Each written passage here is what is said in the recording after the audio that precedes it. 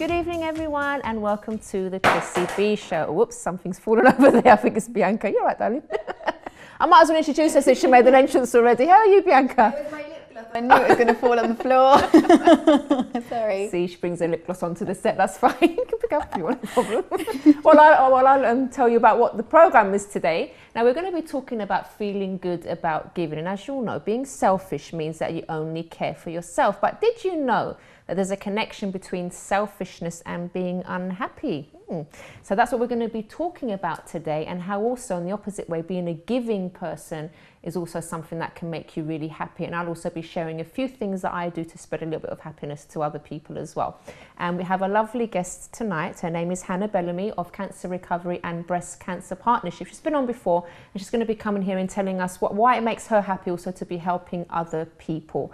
And we also have a video to show you of Missing Andy. That's a band that are basically raising money through their singing for a little girl called India who's very, very sick at the moment. So they can bring great stuff for charity as well. So we also have Bianca here, as you saw earlier, dropping her lip gloss. It's still there, I can see it. I knew it was going to happen. I tried to put it in my pocket, then I thought you'd see it. So. So how are you? I'm fine. How are you, Chris? I'm very well, thank you. Good. Now, you're always like a happy giving person, aren't you? I've noticed that as soon as I met her. You're very bubbly, and she's always asking people if they're okay and everything. Sometimes it's the little things as well, just showing that personal touch with people. Yeah. Making sure they're okay. Makes a huge difference, doesn't it? Makes a big difference, yeah. Yeah, and people really appreciate it as well, don't they? They do. Yes. Yeah. So onto the news. So this, Chris, I really like this story. I read it and I was like, wow, it's amazing. It really proves that anything can happen and you just never know who you're going to bump into. So a teenager pizza waitress landed a role in a new Richard Curtis film after she served him pizza. So Rebecca Chu was just working a normal shift at a seaside cafe in Cornwall when the director of the new About Time film popped in for dinner with his family. Rebecca served him. She had no idea who it was, and what I liked was that she just served him as she normally would. She was like really polite, as she would of any customer, and she thought nothing of it until a month later. She got a call from the assistant director, and he said Curtis was looking for a new waitress to play in the role, and so he rang her and said, "We'd love to cast you for the position." And she's not an actress or anything? She's not an actress. She said the only thing she's done is like little plays at school. And she said that she was always the backing dancer and everything, and like the ones that was like behind the scenes and stuff. Yeah, so she said she never did anything up front and didn't do anything like that, but she did like she had a singing diploma, so she did that. But she said that she couldn't believe when she got the phone call and he said like, we want you to star in the new film. It's amazing. So now, do you think she really would have got noticed if she just served him anyhow? Exactly. She must have done something. She must have gone the extra mile. Yeah. I don't believe, she looked like an attractive girl, but I don't think it was just that, because there's plenty of attractive actresses out there already. So there must have been something that she'd done, the way she helped, the way she smiled, that caught his attention. And sometimes we don't know. Sometimes people are so wrapped up in their own thing, in their own life, that they don't really care, even when they're working. There's a lot of people that work and they don't even smile at you or anything, but it makes a difference. You do make an impression on people just by being that extra, doing that bit extra. Exactly. And I always find if you're happy or you smile, even if you're not having the best day, it always makes you feel a little bit better as well, because people smile back at you, and you know, if you conversate with people at the workplace, people will talk back with you, so it makes you feel a little bit better inside as well. So like, if you're not enjoying your job, you never, like for her, you never know because she probably doesn't want to work in that cafe, but you know, she bumped into this amazing director who's got her in the film, so you really don't know. And she said that she heard rumours that he would come to Cornwall every so often. I don't know if he's got family there or something, but she had heard rumours about that, but she never knew that he would ever come into her cafe, and definitely didn't know she'd go in the new film as well. It's amazing, isn't it? Good for her. Well done. I love that story. And also another story, a bit more shocking, this one, a bit funny. So a customer at a hotel was fined $500 after he swallowed a toe at a bar. A what? So human toe as well. The toe was dropped. Where do you find these stories? I know. So the toe was dropped in a shot of whiskey as part of a tradition in Canada. God, I've got a picture of it. But where did it's a tradition, Chris, in Canada, this toe thing. And basically what you have to do is you drink the cocktail and you have to let the toe touch your lips without swallowing it. And if you do swallow it, you pay a fine. Toe. It's a human toe, yeah. But whose toe is it? They said they reportedly people donate their living donors to those that have either lost them due to an ailment or an accident. So they're real. I have to ask our makeup artist about this because she's from. Would you say it's from Canada? Yeah, it's from Canada. So apparently it's a Canadian tradition. Oh my God, it's horrible, isn't it? So he swallowed it. He swallowed it. So and he had to pay this fine. So, and they said, as you can imagine, people on Twitter haven't taken it, it hasn't gone down very well. Rick tweeted, "Eek, to pay a $500 fine and swallow a crusty old toe. Ooh. Thanks, but no thanks." And Matthew Campbell says, was more worried about how they were going to find a replacement for it, saying, who wants to donate a replacement? Oh, they must have had it for ages then. What a horrible tradition, That's isn't disgusting. Oh, so we shouldn't say that, should we? You can say it's disgusting. To offend everyone in Canada. Yeah, I think it's disgusting. I would never do that anyway, because I wouldn't want to pay the fine for one, and I wouldn't want that crusty toe touching my mouth. It's horrible, isn't it? It's a human. Anyway, what's next? So I feel a bit ill. It looked really dirty as well, didn't it? It looked disgusting. Unclean, dirty old toe. So moving on. We've all heard many excuses, Chris, probably you have as well, people why they're going to be late. So we've heard them all. We've had friends maybe that are supposed to be meeting us, caught in traffic. One of my pet hates. This is it, caught in traffic. I get so angry when people are late. The babysitter hasn't arrived. It's like all these things, isn't there? Like, and then so a man who, but this is probably the most shocking one I've ever heard. A man who's always says that he's late said that he claims that he's got an illness that makes it impossible for him to be on time. And he's been deadly serious. Called laziness. Exactly. So Jim from Scotland said he's been late all his life, including to funerals, dates and holidays. But rather than accepting he's just slow, he claims he has an illness that makes it difficult for him to keep a schedule. So the 57-year-old went to hospital, and he was reportedly diagnosed with ADHD during a hospital appointment. And of course, for the hospital appointment, he was 20 minutes late for it. Jim says... I have heard... I can't remember where I was reading. I think we even mentioned it in a show. I think it's something there are people that are afraid or they get anxious about certain appointments and things. Even like everyday, for us, like everyday kind of thing. Yeah. But they get really anxious about having meetings and going to certain places. So maybe he's got that and he was just kind of stalling. Like thinking about it, procrastinating about it. If he's been to hospital about it as well, it must be something he really thinks is... Yeah, well, he's been late for like funerals, dates, for holidays as well. Yeah. Can you imagine? It must be so annoying though. Like you've booked a holiday and then you get to the airport late and then you've missed the flight and missed the whole holiday. So I don't know. There must be a deeper issue. I don't know. Because you wouldn't put yourself out like that. Like fair enough, you're late. Does he have a job? He said that he can't get jobs because I don't know if he's currently got one, but he said he's lost a lot of jobs due to being late. Yeah. And he says the reason I want it out in the open is that there has got to be other folk out there with it and they don't realise it's not their fault. So, but I don't really like the way he's trying to get out of it all the time. Do you think he is? I don't know what you guys at home think. Do you think it sounds like genuine, like there's a real problem, or do you think he's just saying lazy. It just as an excuse? Yeah. You can give us a call, 020 7686 6300. Maybe you know of any medical conditions at home. Yeah, it might they be, haven't but it found sounds one. a little bit weird to me. I just think he's very slow and lazy. like just first opinion. And if he's watching, he'll give us a call right now, won't he? Yeah, sorry, Jim. So what could be the world's most dangerous slide has been started attracting complaints now. The slide is perched on top of a 3-story factory building with a 40-foot drop into the car park below. The slide has attracted complaints from residents who are concerned about children playing on it, and one parent said, can you see that, Chris, there? Yeah, but where does it...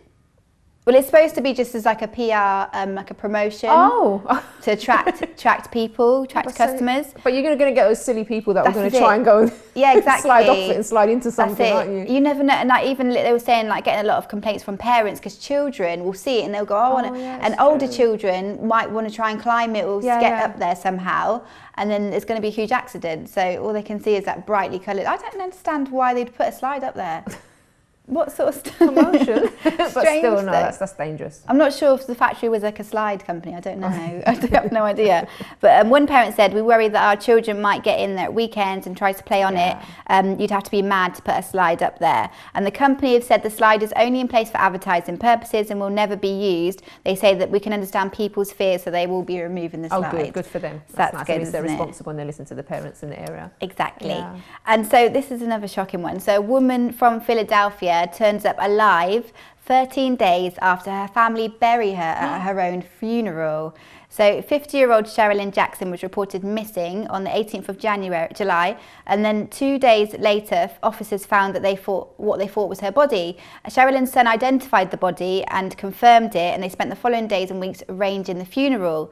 So they buried the woman, but they were shocked 2 weeks later after officials told them that Sherilyn had walked into a mental health centre in the city. So they'd buried her, had the funeral, and then Sherilyn had turned up at this... Who did they bury? Another lady, completely... Oh, do you know what I was thinking? What did you think? That she came out? What's that film? Oh no, what horror Kill film? Bill. You know when she got out of the coffin, when they buried her alive, and then she kind of woke up, and then she fought her way out. I thought it was something like, I'm thinking, did they actually bury her, and then she got out of the coffin? And no. Sorry, I'm a bit slow tonight. No, it was the wrong person. They got the wrong girl. That makes more sense. Yeah, so she's... Oh no. I know. But imagine the joy for the family. You think if someone's dead, and then all of a sudden they just walk in. Oh, it must be amazing. But it's mixtures of emotions, isn't it, as well? Because like her father said that you feel that you're just about getting over her death, and then her son comes up with the news that she's alive. So can you imagine all the grieving processes that they're going through? How could they not identify her? When they identified, how did they? Yeah, the son identifies her, but obviously got the wrong person. It's horrible, isn't it? Gosh. And so... Well, it's both sides. Horrible at the same time, but then imagine we make them appreciate each other more. Definitely. But so the dad said that we were happy that our daughter was alive, but we were also unhappy on the account of the person who was actually buried. So they say that it's understood that the woman had died of natural causes, the actual woman, and an investigation has been launched, and they're going to place in a request for the body to be released so they can re-identify it and then find the real family. It's horrible, isn't it? Is horrible. For the actual family, isn't it? Yeah, definitely.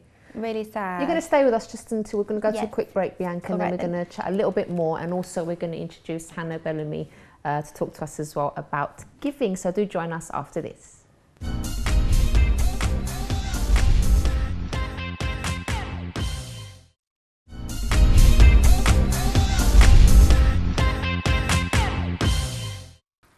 So let's take a look at the highlights from the Chrissy B Show this week and what's to come.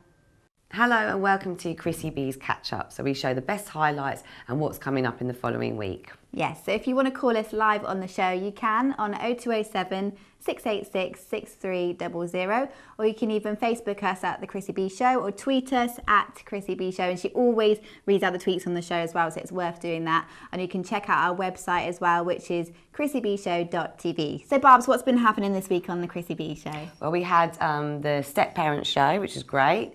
And then tonight we've got the charity show where we're going to be talking about how important it is to be charitable in our lives. And Chrissy loves to go to good causes and to help charities out to sort of like get that platform to be heard. So we're going to be taking a look back at some of the best good causes that we visited. Yes.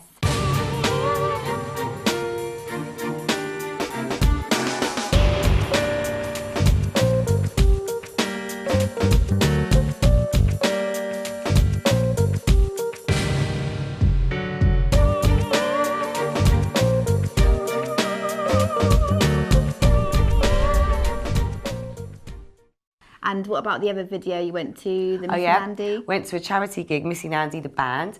They went down, they basically did a gig to raise money for a young girl. So I went down there to film, and we'll be having a look at that on the show as well. This was forever, all that I need is someone to believe in, all that I need is you, yeah.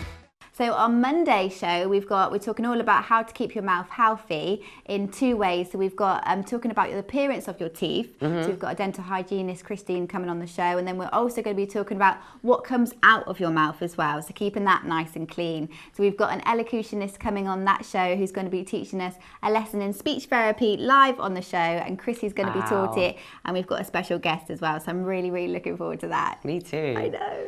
And then on Wednesday, we're going to be repeating our nature show, which is the benefits, all about the benefits of nature.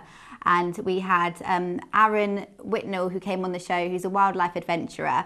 And he brought on two of his friends, one furry friend and one not furry friend. He brought on a royal python snake. And he brought in a little cute tenric as well. So make sure you watch that show. It's really good. And then Friday... Well, there was also a Chrissy challenge on that show, wasn't there? That's right, there was. And it was the ice skating one. She found that quite difficult, but she did manage to succeed in the end, didn't she? I had to force Chrissy to stay on that ice. She wouldn't go. And I had to literally go on the ice with her as well and help her. So well done for not giving up though, well done. Well done, Chris, you didn't give up, but it was a good challenge, so we'll be watching that on that show as well. Okay, and then on Friday we're going to have a new type of show which is basically geared around news, and so it's like current media news or stuff that's going on in the public eye. And then we've also got Jane, our regular fitness expert, who's going to be on the show to give some top to toe tips on fitness. That's it. So, and you can always tweet us on the show. Remember, you can always tweet us at Chrissy B Show. You can visit our website, which is chrissybshow.tv, or you can Facebook up, and she always puts lots of new pictures of the challenges or the video location shoots that we go on, and that's Chrissy B Show. And you can also just you can call YouTube us as well. the YouTube channel's got like all the old shows are going to put up. So if you miss something, you didn't catch something, and you want to see it, then just go on the YouTube channel. Everything goes up there. Yes. Thank you very much, ladies. And now I have with me Hannah Bellamy of Cancer Recovery and Breast Cancer Partnership. Hello, Hi, Hannah. Chrissy. Hello. It's so lovely to have you back with us. Thank you for having me. Great to be here. So for those that maybe didn't catch you last time when you were on, what do you actually do and what's your charity all about? So I run a charity called the Cancer Recovery Foundation. There's three main things we do. We have an adult service, which is for, well, not just adults, anybody with cancer. We support them in terms of survivor packs. We support them financially as well. So if they're having difficulty, it's something lots of people don't realise is people with cancer are affected financially as well. It's not just a health issue. So we do Just that. an extra worry on top of a everything real else. extra worry, you know, because you can't always work. And if your child perhaps has cancer, you may have to travel to hospitals backwards and forwards. Not both parents can maintain their jobs. We hear some very sad stories to do with that, councils knocking on the doors and things. Yeah. So, yeah, one thing we do, so we really try to help with that. Another thing we do is about cancer prevention. So we talked about this last time, how to actually try and prevent cancer. So obviously the recovery side, but what to do before you become ill, and is there a way of stopping it? So we do a lot on that, and breast cancer. I like it because it's all like, well, it's very We rounded. try It's got to do the everything, whole, it's covered the whole piece Yeah. for all of it. So we also, we do a lot on that, particularly around breast cancer, because we've got lots of evidence, and also women are easier sometimes to talk to about these things, unfortunately. So we do a lot about that. And then the other thing we do is we help children. And as well as supporting the parents, like I mentioned, financially, we send them toys and gifts for when they're in hospital, because we talked about the positivity. It's really important. And also, you can think actually that if you were sitting in hospital with your child, perhaps you can't work, maybe things are just miserable, they've had a terrible day, some hard treatments, to see something come and cheer them up. Yeah. It's just, actually anything at that moment will really help and distract them, and also help to develop them, because children can be in hospital for quite some time, in and out, missing lots of school. So, depending on their age group, word puzzle searches, things to keep their reading going, as well. games they can play with each other and their families, or just things like bubbles. So if they're really feeling unwell, they can lie there, and it gives someone who's visiting them something to do, blow the bubbles, they can watch them, just keeping them Just going. something, that's Exactly. really nice. Thank you, Lovely, yeah. great charities. And Hannah, now for you personally, because Yeah. the show was obviously about sort of giving, and obviously Yeah. there are many people that are kind of very into themselves, Of and course. they're just thinking about their own lives. But for you as a person, what do you get out of being so charitable and helping other people? It's just a way of being, I suppose. It's hard to say. I mean, I used to, so I haven't always worked for charities. I've worked for big corporate organisations and tried How does that various compare? things. I'm much happier now, and that's the interesting thing. So I could have stayed in what I was doing, and when I was doing that, I was working in corporate responsibility, so helping businesses to behave responsibly. So Okay. of a That's very ethical similar as well. vein, it's very Yeah. ethical, of a similar vein, but obviously you're always, it might be butting heads, I suppose, Yeah. in some ways with Yeah. something. So it's a fantastic thing to be doing, and businesses, it's really important, but it can be tiring as a thing to do. So when I changed sides almost, because at that time I'd partner with charities, so when I changed to the charity side, things like I took a salary drop, I didn't get a car allowance, all the things that actually are supposed to be what would motivate you and make you go to work. And actually, I was just happier. I just felt more myself. It's amazing, isn't it? It's people hard might to watch it and be like, define. what, you took a pay drop? And maybe people that your friends, family, maybe even some of them maybe said you're crazy to well, do, yeah, to you know, do my that. parents were supportive, but at the same time, they're like, a secure career. Yeah. You know where you're going. You've got, charities world is, businesses may fold, but charities, it's fickle because it's so difficult to keep them going, and that's why it's so important that people do give, because without that, we're in trouble. Yeah. But yeah, I feel much happier with it. See, it's really it is really food for thought. But I've got a few points here, Hannah, about why selfishness makes a person unhappy. Yeah. So if you are maybe a selfish person, this is probably why. Now, it says here, when you're selfish, everything is a battle. And when you don't get something you want, it really hurts you.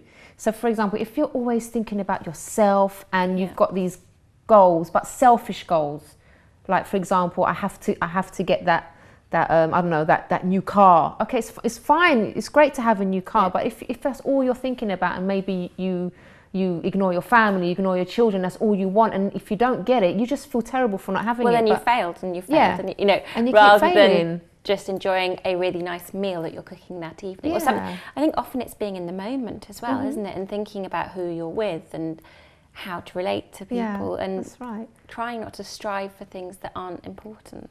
But so many people do, and it's so sad.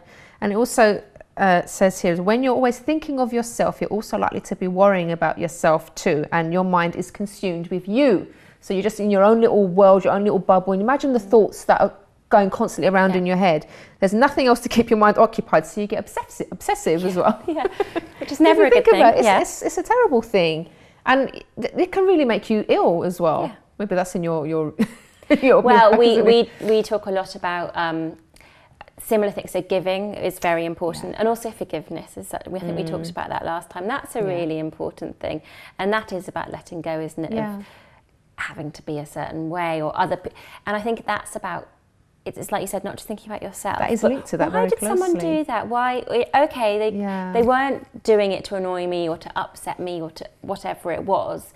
Actually, they had something really important on that day and they were just having a rough time. And starting to put yourself in someone else's shoes. And that's often what it's about, is when you just forget yourself and think how someone else is doing. Exactly. That's how it should be. Yeah, it's so linked to this thing. It's so linked to like not forgiving people and getting grudges and everything. So it just makes you unhappy. This is obviously a very obvious one, but maybe one that some people haven't thought of. Being selfish makes people dislike you, which means that you'll be a lonely person or attract people just like you. And so you have very ungiving friends too. You're miserable, sat there. It's true. I mean, who likes to be around a selfish person? Like, it's horrible. No, well, you're no fun to be with. You're not giving. Say you're always maybe expecting other people to do things for you. You never want to stretch out your hand and do something for someone else. You will not make friends, or like it says here, you'll just attract people just like you, and you're just going to all be very unhappy together. Karma, isn't it? I mean, that's what people talk about. Karma. Yeah. Really, if you're good and you're a giving person, that's what comes back to you. Definitely.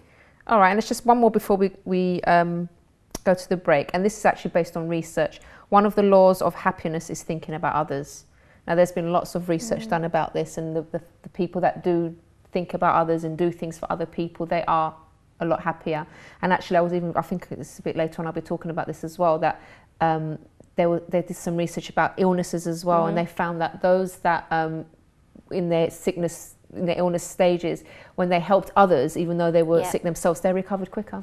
Yeah, no, it's important. And things like having a pet. I know it sounds, but I think that's the same thing, taking care of someone else or something else. Okay, well, we're going to be talking a lot more about this, and to show everyone that, being selfish is a big no-no, and being a giving person is definitely going to make you happier as well. So do join us after this.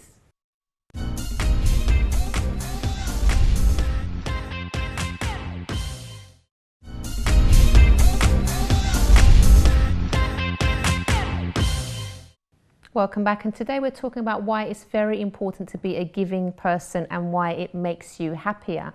And we're going to show you a video now of some great causes that I've visited over the course of this show. So let's take a look at this.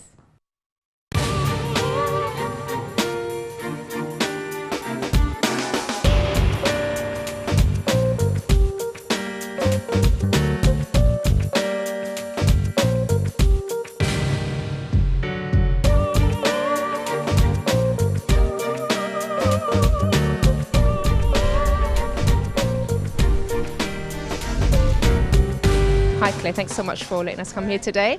So tell me, what do you do here? Well, Battersea Dogs and Cats Home has been around for about 152 years now, and we've been helping to reunite lost dogs and cats with their owners. And if we're unable to do that, then we'll care for them until we can find them a new home. We just want to encourage people to consider them as a family pet.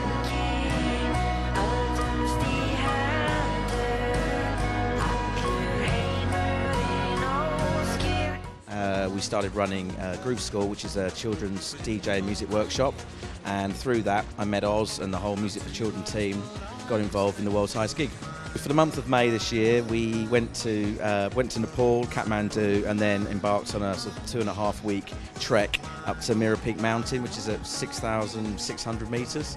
And we carried a whole load of music equipment to the top of the mountain and performed a gig at the top. Welcome to the world's highest gig, Mark 2.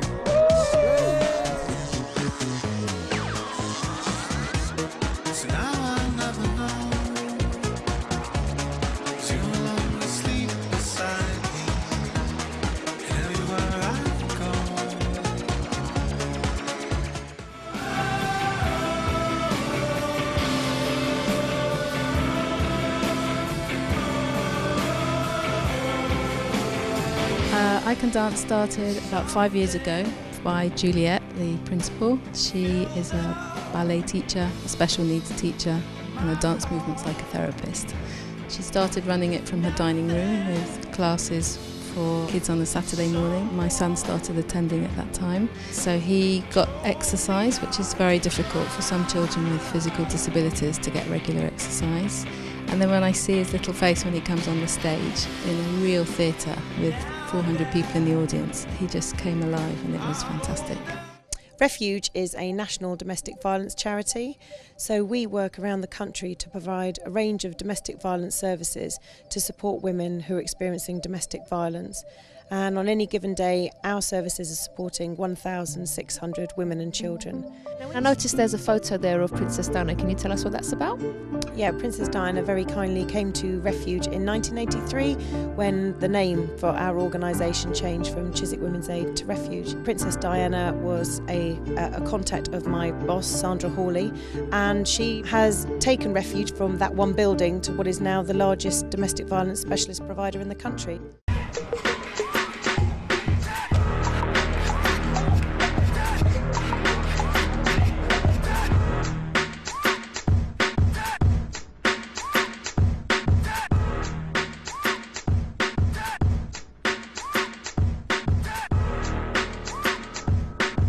This is my pineapple cake that I made last night, so hopefully the chaps in there will like it. And if they don't, we'll eat it. And the show we're actually putting together is all to do with giving, so we'd like to sort of hear your take on that and, you know, why it's important to be a giving person and stuff like that, and if things have changed over the years as well.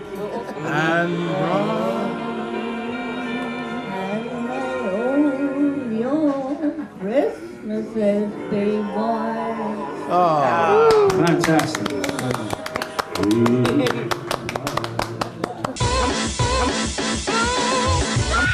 Hi everyone, today we've been invited to go to Thorpe Park with a youth group called the VYG Victory Youth Group. Now they're a noisy bunch. This youth group's based all over England and we're going to have a really fun time, aren't we, Excel? Oh yes we are, I'm looking forward to it. So let's hear them make some noise!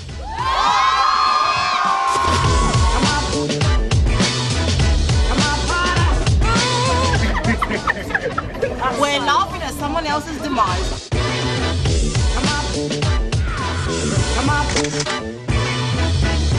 Maybe a few people throwing up, but I'm with my VYG family, so I'm sure we're going to have a great time.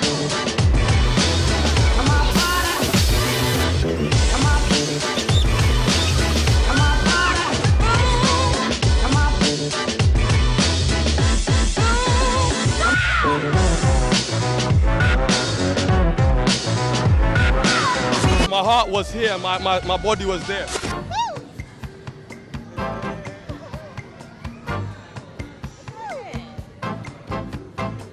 Oh wow. Oh my gosh, look, I'm shaking. If you're not a part of the VYG, you're missing out big time because it was a massive experience. It was great.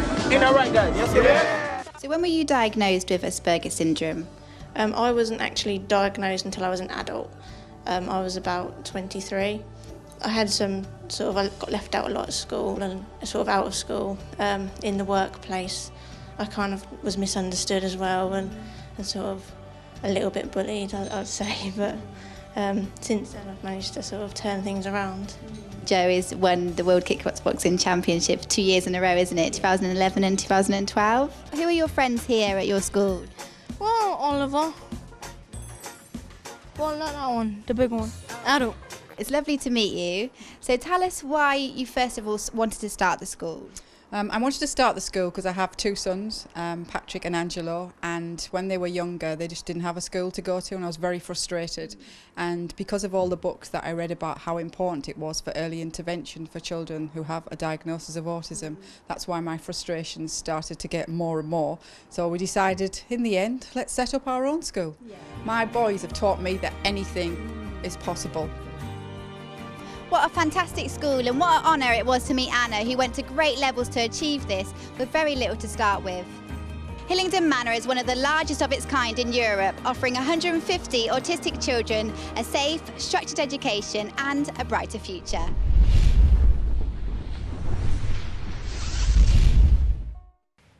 I really love covering good causes on this show, and also we have people coming to talk about good causes, like as Hannah has before as well. And I think it's so important to make time to volunteer with charities or donate to charities as well. It's so important, and because there's so much going on out there that people really do need the help. Yeah.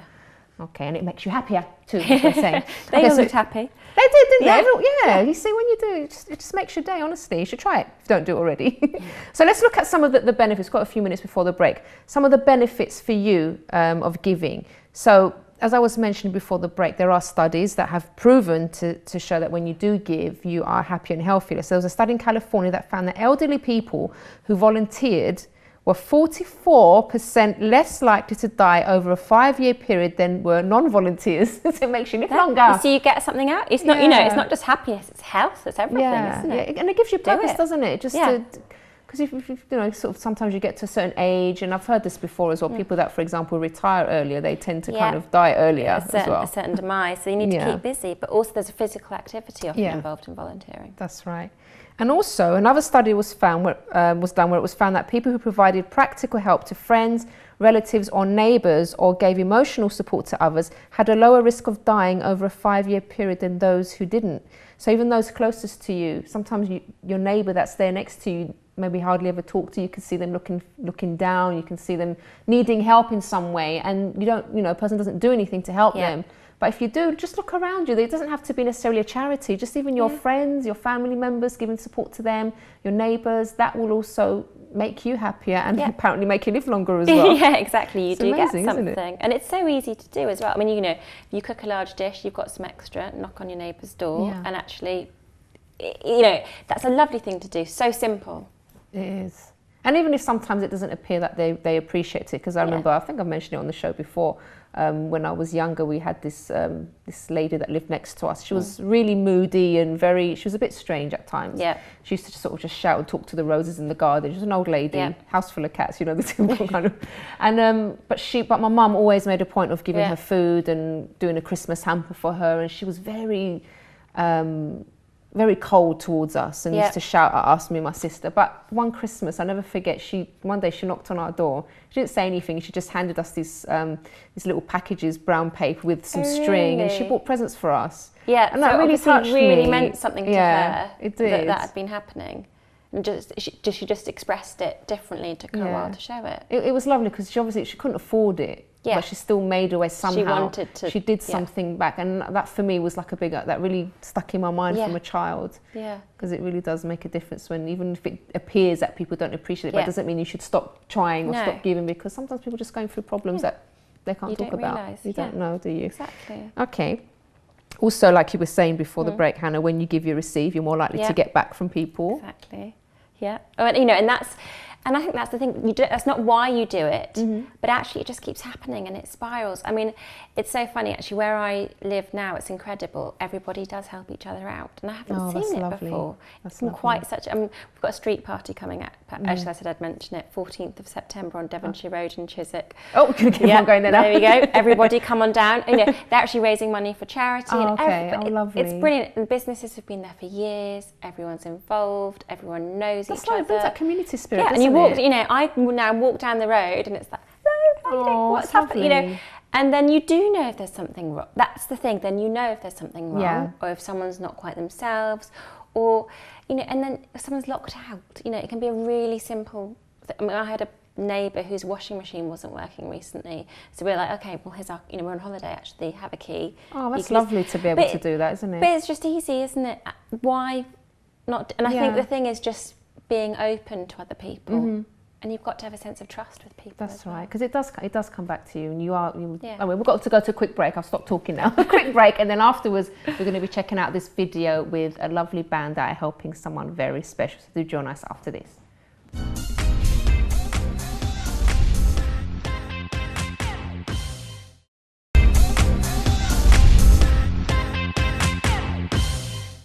Okay, so let's take a look at this very giving band who are helping a very special little girl. I'm standing outside the garage in Islington, about to attend a charity event to raise money for a young girl called India so she can have a life-saving operation. Now, performing tonight is rock band Missing Andy, so let's go inside and meet the guys.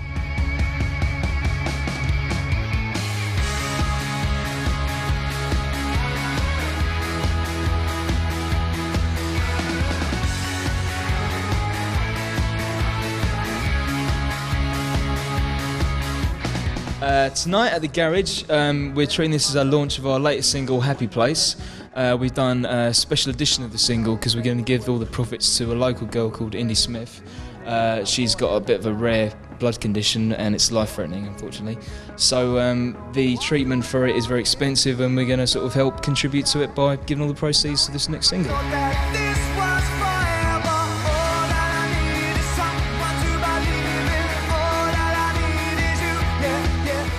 People probably ask you all the time why you're called Missing Andy.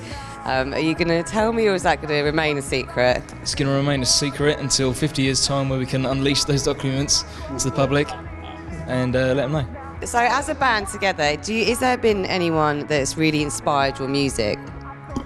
I think we all kind of inspire each other because we're all like passionate songwriters, and we've all got our own sort of home setups. We're all kind of all the time pushing each other to see what we can come up with, and it's, you know, it's a really interesting sort of setup where we'd never get together and like write a song. It's only like 2 or 3 people at the same time, and yeah, it's interesting. It's very interesting. You've got 5 different people from 5 different backgrounds, and and the end result is what we come out with, really, what you've heard. With Indy, this little girl that needs this treatment, it's all your money's going straight to helping her, and you can see it work, you know, and you feel like a bit more fulfilled, and then post that, you know, when that's done, any excess money will be going to research and stuff as well. But it's nice to feel that you've actually done something.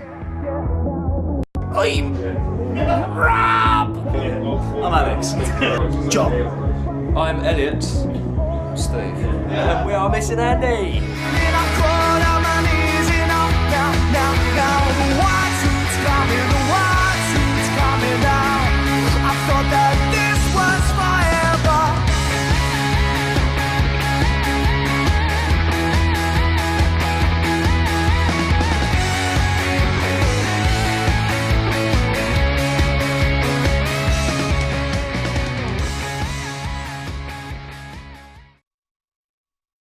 Isn't she beautiful? So cute. See, there are other people doing their bit So as well. sweet, It's yeah. lovely. Okay, so well done, Missing Andy, for that. Okay, so what about some of the things that you can do? We've given a few ideas here, like maybe checking on neighbours and things like that. But there's lots of different things that a person can do to be giving. Now, something that I like to do, and it's something, you know, it's such a fun thing to do, and it's very rewarding. I usually visit old people's homes once a month with some friends. Actually, a group I do mentoring as well, and we visit different old people's homes every month, and we go and do like manicures for them, little massages, and we just go and chat to them and stuff. Because who doesn't feel good after having a bit of pampering? Yeah, and they chat? love it. They're so funny, some of them as well, and I love listening to sort of their stories from the past and everything. So much. I actually find it interesting. I'm not just there sort of just but I really enjoy their company, and they love it as well, because Yeah. some of them don't have visitors. So that's something that you can maybe find out get together with some friends, contact some old Because people's increasingly, you know, as people get older, that's it, the aging Yeah. population. Yeah, It's very that's right. important. It's very rewarding, and you hear lots of funny stories as well. It's a lot of fun. Yeah, they've lived life. Yeah. So you can look around for like organisations that maybe do that, charities that visit people, even in hospitals and things like that. So there's another great thing to do. Sometimes as well, just maybe just give a gift when it's not someone's birthday or something when someone's not expecting it.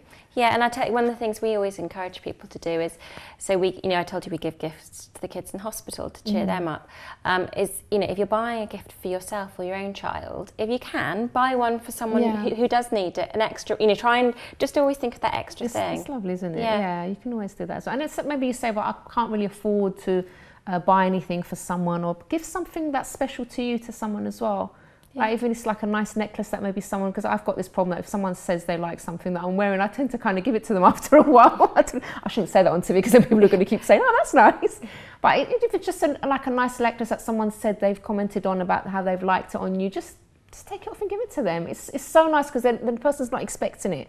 And just the look on that person's face to receive something that, they liked and that they just mentioned to you, that really puts a smile on your face. You said you like my top am I meant to take it off now? Don't do that.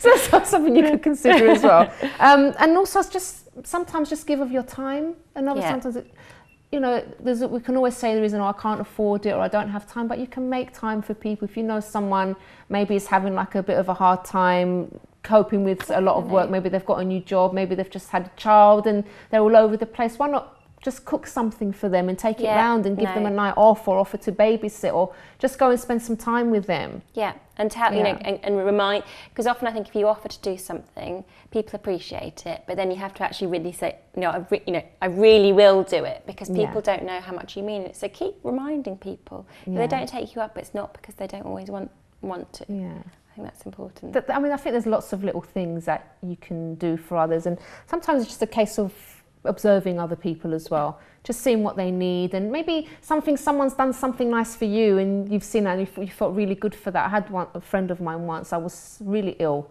one day, I think it was flu, but it was really bad flu, and she just came around, because I was too ill to go to the doctors and go to the chemist and get my prescription. She just went for me, and it was just something so small. Yeah.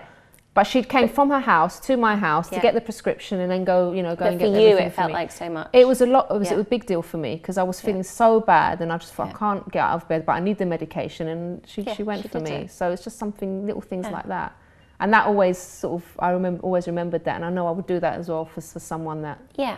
No, and you know how much that means to somebody, and actually it's a fairly simple thing to do. It's contagious, isn't it, when you're a giving person? And I had a bit of research, I've lost it now, about something about endorphins. Let me try and find it.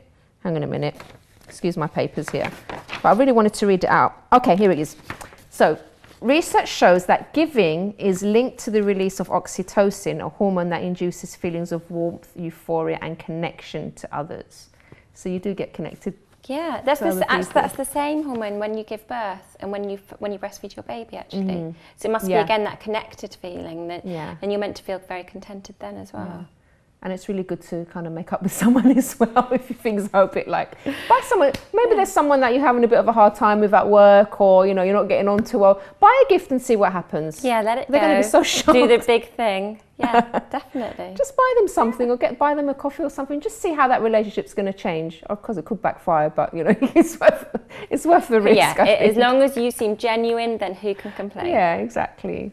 So I hope that's inspired you guys at home to be more giving if you haven't been, or to maybe spread that happiness a bit more. And it definitely does make you happier. Every time I give, it really makes me happy, and I'm sure. No, definitely, all the time. And and there are so many opportunities. I mean, we've got just ourselves, loads of events coming. There's always a chance to get involved, and it can be fun. I think that's the thing. I mean, you saw you saw the band there. They were having a great time. They were doing what they do, but letting people get. And we've got a burlesque dancer, Lady Alex, who's recently just said she wants to get involved with us. So we're going to try and organise the largest burlesque dance ever to raise awareness, really, and to get women to love their boobs, to think about it, to check them, to understand prevention. Yeah. And there's things like that. And actually, that's the kind of thing you can do. Nudge your friend, go along to something like that, but also remind them, have you know, Who checked checks? that? You know, Yeah. there's little things like that, conversations with your friends where you can prompt them. You know, I don't know, my friends, you know, things like smear tests. People hate them, but if ever, you know, if someone says, "Oh no, you know, I've got to make the appointment," make sure they do it. That's the little things. It makes a huge difference. It does, definitely. It's a really important message. Thank you so much, No, Hannah, for thank you. everything. I've really It's been lovely enjoyed having it. you on Lovely to again. see you again. You too. And also, we're going to leave you with this little clip about the Love School. And don't forget, I'll be there hosting the event. And if you want more information about it, all the details are going to come up on your screen. And we will see you again on Monday. Do have a wonderful, wonderful and giving weekend. And we'll see you again next time on the Chrissy B Show. Bye-bye for now. Hello friends, Chris and I will be back in London for what we call the Love School.